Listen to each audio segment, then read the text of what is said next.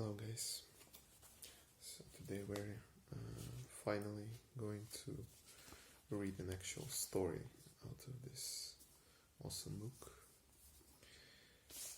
and I decided that I'm gonna do it this way, that I will first read you the small article about the author and then read you the story. And today we are gonna start with J.S. Fletcher and her story, The Mystery at Merrill's Hill. But first, we are gonna read about the author. Did I say her story? His story? I'm not sure, but it is a guy. It was a guy. So Joseph Smith Fletcher, a Yorkshire man, a Yorkshire man born in Halifax, was a prolific writer in the mold of Edgar Wallace, turning out over 120 books in the crime field alone. Despite his remarkable output, he is hardly remembered today, probably because much of his work is mediocre, but there are flashes of brilliance, as in the story in this anthology featuring one of his many detective characters, Archer Daw, and taken from a short story collection published in 1909, The Adventures of Archer Daw, Sleuthhound. While it is fair to say that as a character Daw is not particularly memorable, the mystery is cunningly wrought. So let's find the story. It is on page 103.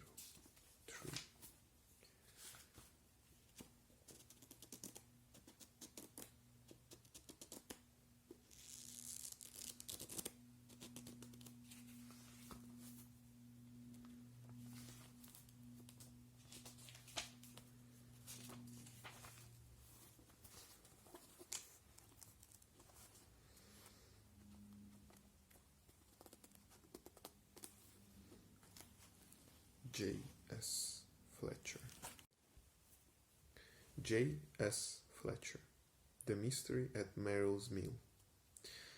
About 3:30 of a spring afternoon in the year of 1897, a well-dressed, somewhat distinguished-looking gentleman, bearded and spectacled, got out of a private brougham at a point immediately opposite the Otley Road, entrance to Peel Park in Bradford, and, after bidding the coachman await his return, walked on a little way and turned down Sydenham Place. A close observer, watching him intently, would have seen certain signs of mental uneasiness in this man's face and manner. As he walked along, glancing at the numbers of the houses, he occasionally talked to himself in muttering tones, and now and then he threw back his head with a quick jerking movement, which seemed to indicate distaste.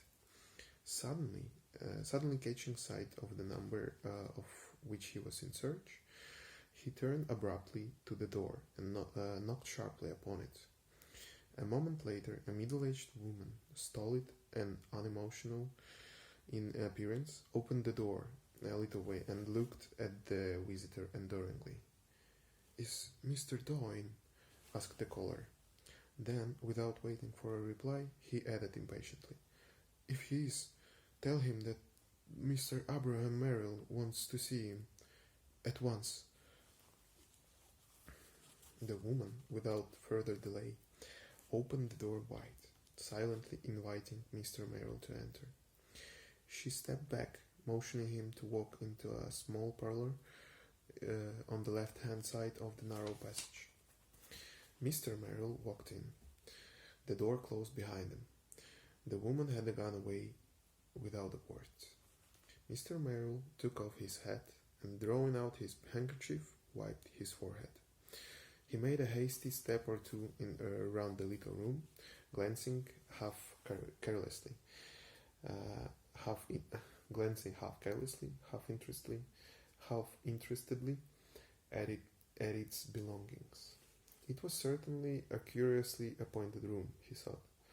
There was a solid writing table, littered with books and papers, in the middle of the floor space. A business-like looking bureau in the corner. There was nothing in it suggestive of comfort or indolence save one, oh my god, easy chair. The greater part of the walls was lined with books. Mr. Merrill, having been in that room before, did not upon this occasion make any particular examination of them. A stranger, left there alone for the first time, would have noticed, however, that this somewhat large collection of volumes related almost entirely to criminology. Crime and criminals formed the subject of almost every book. Crime and criminals, too, were suggested by the curious contents of a large glass-fronted cabinet which stood above the mantelpiece. Within it, arranged against the background of black velvet, was stored a collection of gruesome objects, all ticketed and labeled, every one of which was a memento of some famous crime. Mr. Merrill was gazing at these things when he heard the door open with an almost imperceptible sound. He turned to confront Archer Daw, a man who, after long years of service in the employ of Merril and Sons, had retired 5 years previously on a modest competency, and had since given himself up to the hobby of his life, the study of crime and criminals. Archer Daw was now aged 60, a little, squat-figured man who dressed Sunday or weekday in rusty black, was never seen, indoors or out, without a very high-crowned, wide-brimmed silk hat, and who wore old-fashioned stick-up collars held tightly to his wizened throat by swaths of black neckcloths. He was a notable figure enough, seen in this wise and in company with a gant-like umbrella, which he always carried with him wherever he went, wet or fine. But few people noticed his garments when they had looked at his face. It was at most times more of a mask than a face. There was a high bulging forehead, a small nose, a straight hard line of a mouth, a square determined jaw and chin, and deep set in the general pallor of the face were 2 eyes, dark, inscrutable, steady as steel, with a curious penetrating light that seemed to burn far back in the mysterious, unreachable recesses. "Good afternoon, Mr. Abraham," said Archer Daw, in a voice as steady and cold as his eyes.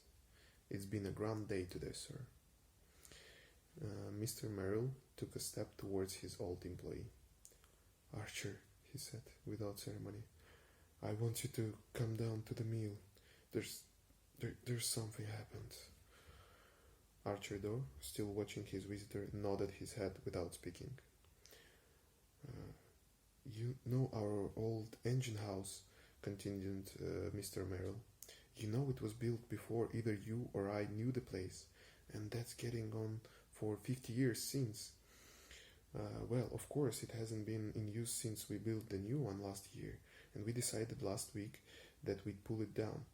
There's been workmen at it ever since, and this last day or two they've been excavating the floor, because I have a notion of putting the site to another use. Now this afternoon, just after I came back from lunching at the Liberal Club, my son Arthur came into the office and tell me that the man had come across something in the floor of the old place. Bones. Human bones." Mr. Merrill wiped his forehead again.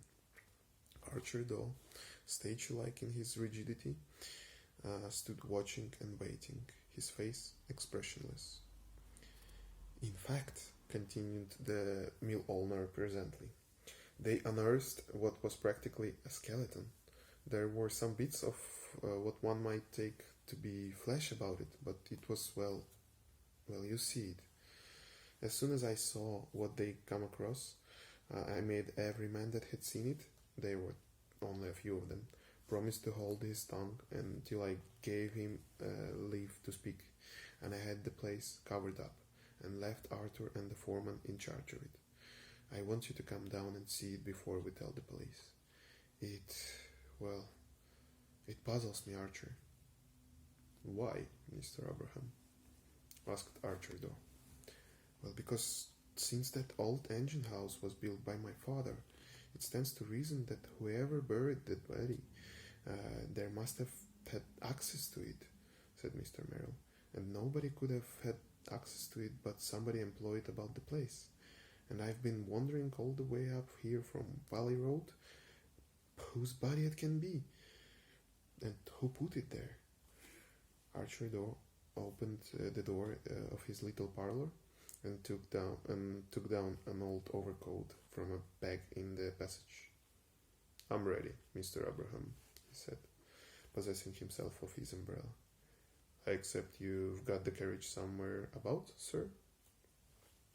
All the way to the mill, Archer talked of anything but the matter in hand. He had been busy in his garden, he said, when Mr. Merrill was announced, and he spoke with some pride of his prospects of early peas and potatoes. From that subject he turned to politics, and was deep in a burning question of the day when the brougham, as its owner's orders, stopped a little distance from the mill.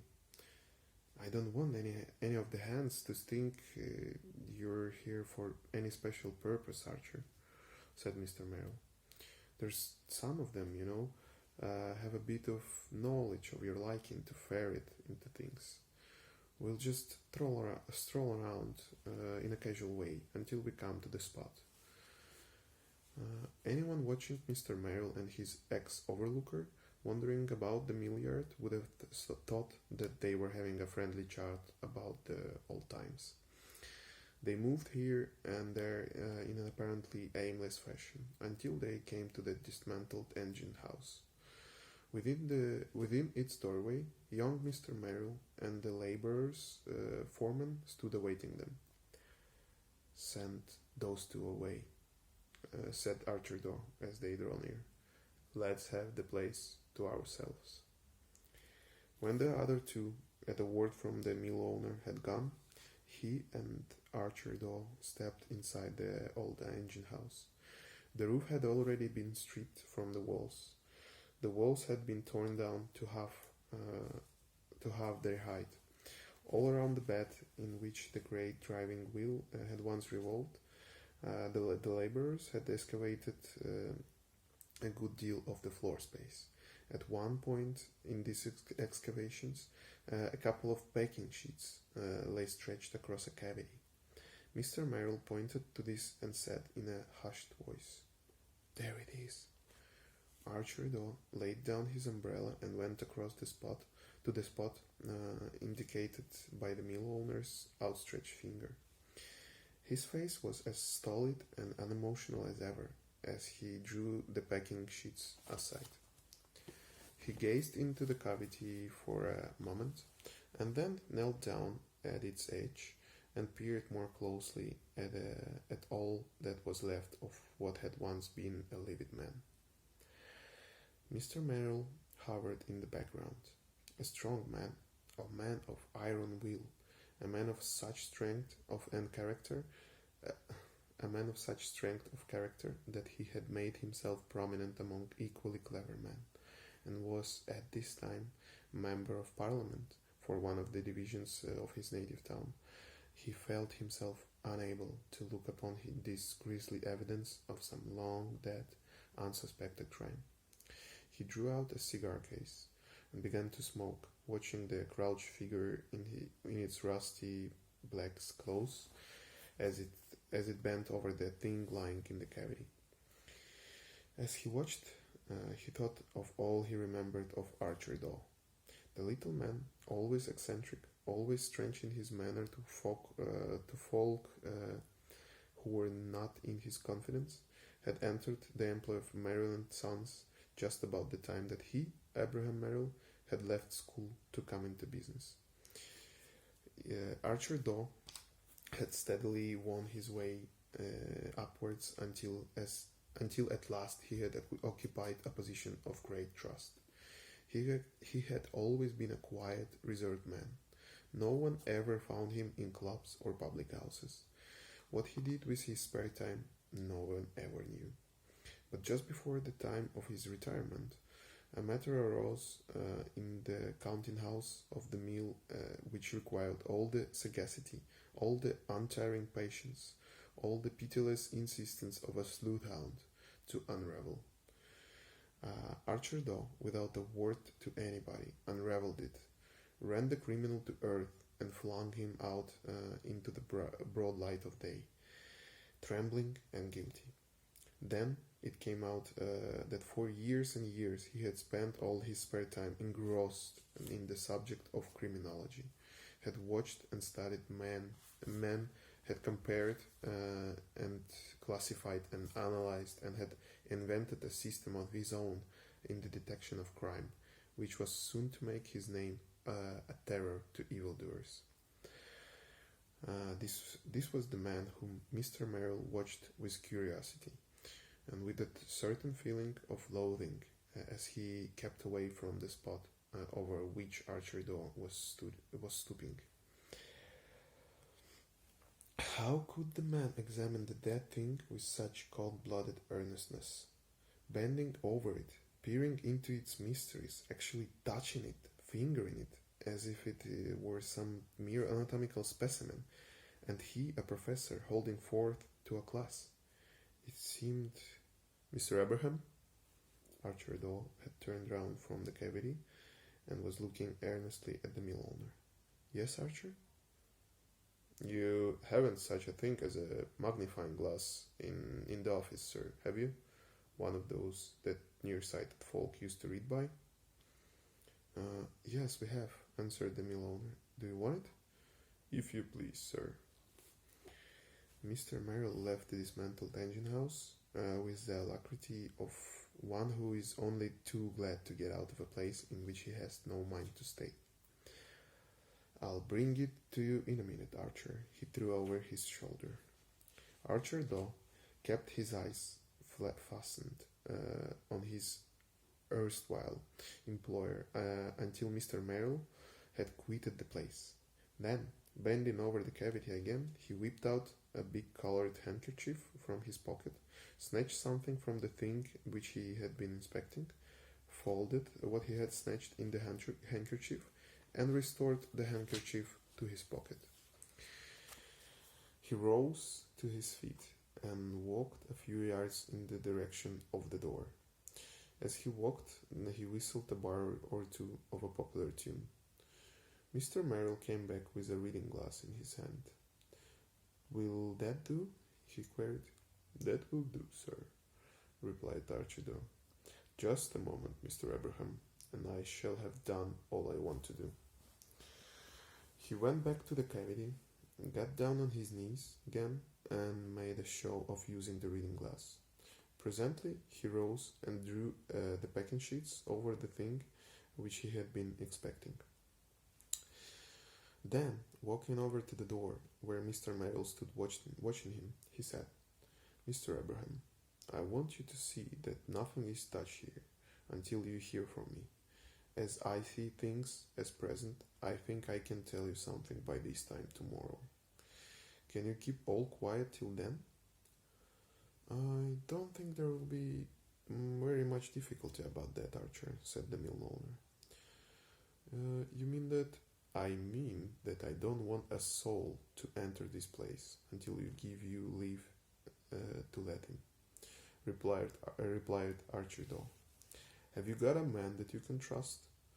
A man that'll stop here all night and see that no one enters to find what is there? Yes, answered Mr. Merrill, I have.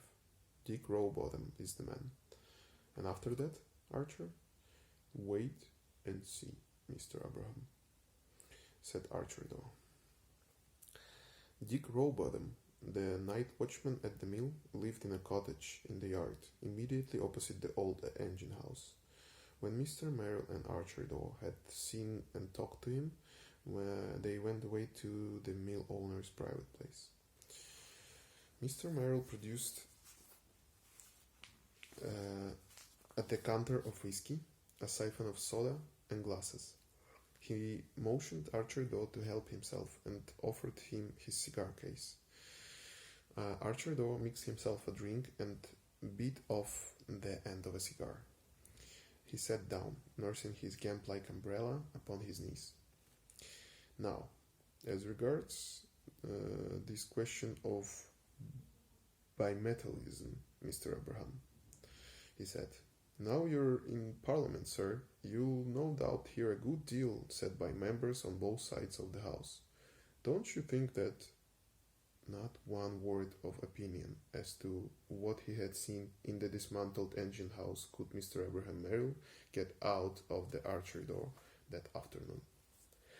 The little man drank 2 tumblers of whiskey and soda, and smoked 2 cigars, and talked of various political and economic matters, but said nothing of the thing that lay an unearthed witness of the past under the packing sheets which he had just replaced.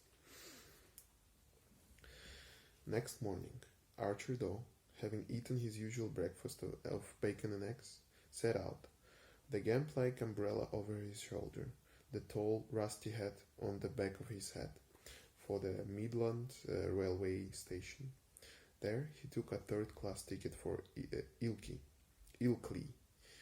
He was quite spry and active when he entered the train, but when he arrived at his destination and turned into Brook Street, he had assumed the character of an oldish gentleman, with a rather halting step and a very wheezy cough. And when he entered a barber's shop for the purpose of being shaved, he had aged 10 years since the previous evening. He had also developed the dialect of southeast Yorkshire, from which part, many a long year before, he had come to Bradford to earn his living. There is a gentleman named Mr. Olivier Wildsmith lives in this place.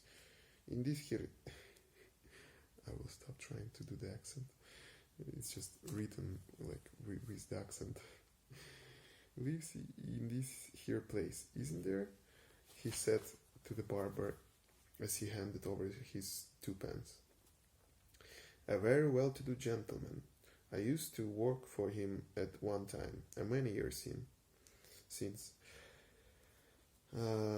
Lives in one of those big houses up the moor, answered the barber. Aye, he's one of the big swells of the place. Is Mr. Wildsmith. Come back from South America with quite a big fortune, so they tell me. Archer Daw made his way to Mr. Wildsmith's house, a fine stone-built villa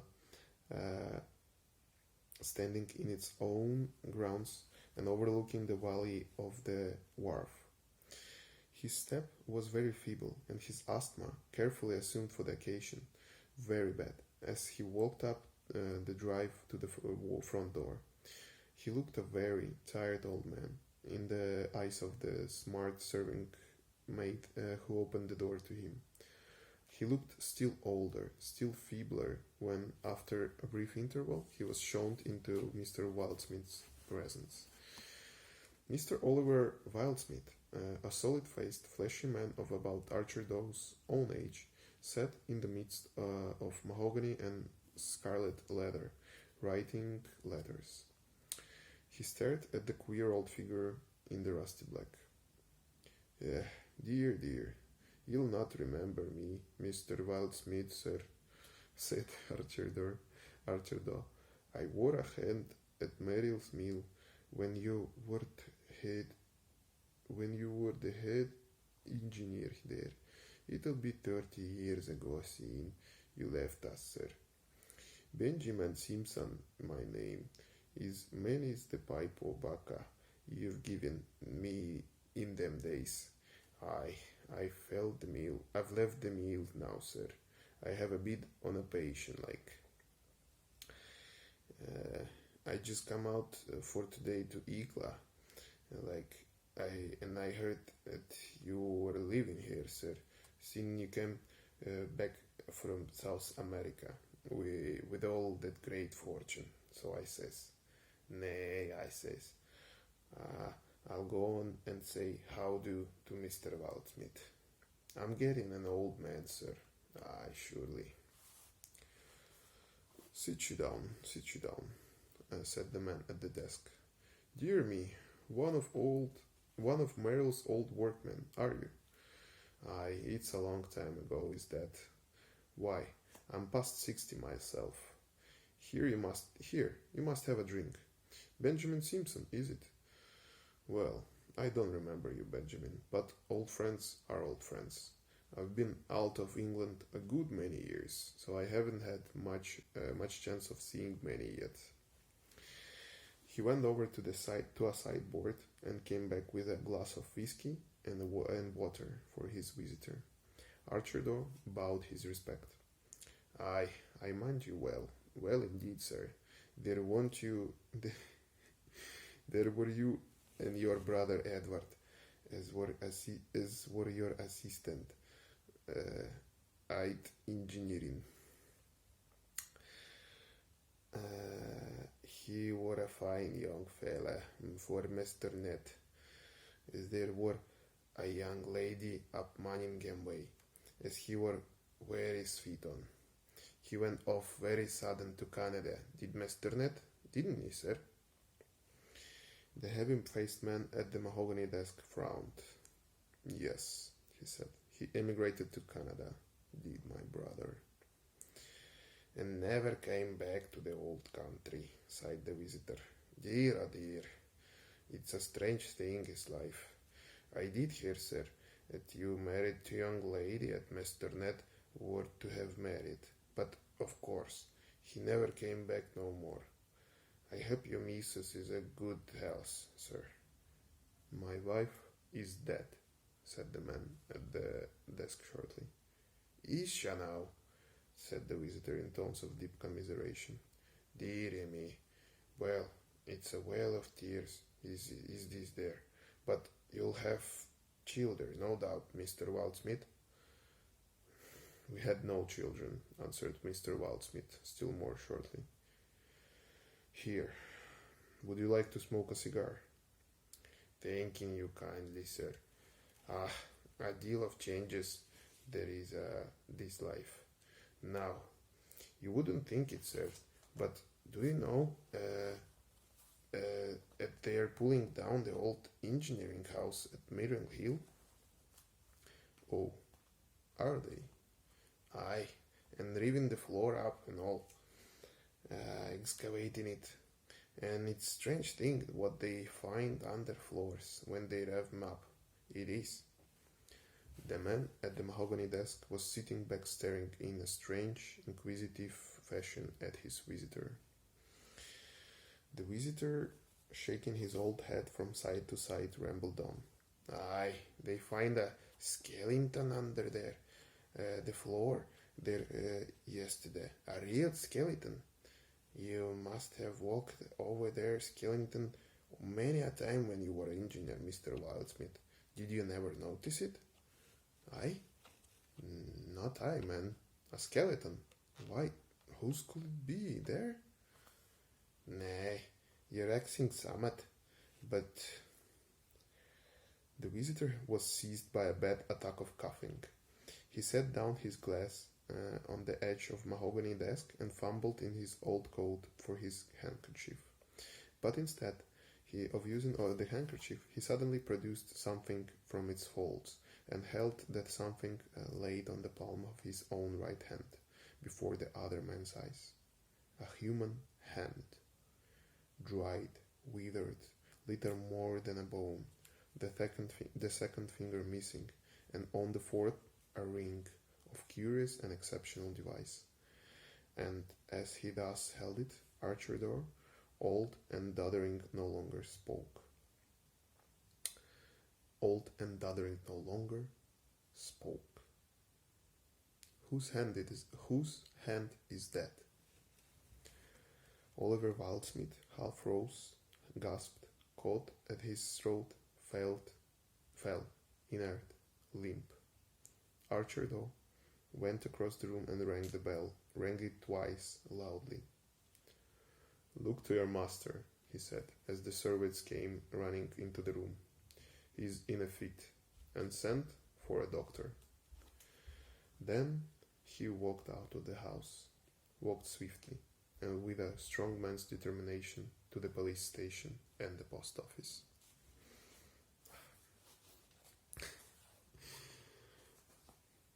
If I will say one thing about this story, it is certainly very vintage.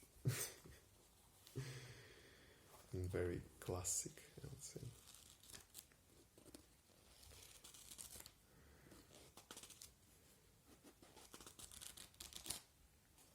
Hope you enjoyed. See you in the next one.